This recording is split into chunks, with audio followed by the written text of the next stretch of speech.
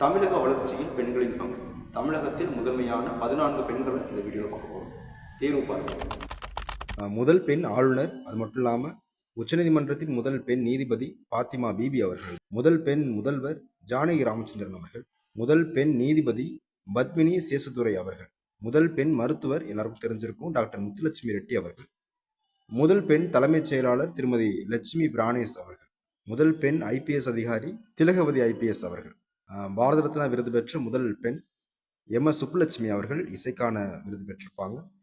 முதல் பெண் பதிப்பாசிரியர் லட்சுமி கிருஷ்ணமூர்த்தி அவர்கள், முதல் பெண் மாலுமி ரேஸ்மா, இந்தியாவின் முதல் பெண் மாலுமியும் இவங்க தான், ரேஸ்மா தான்.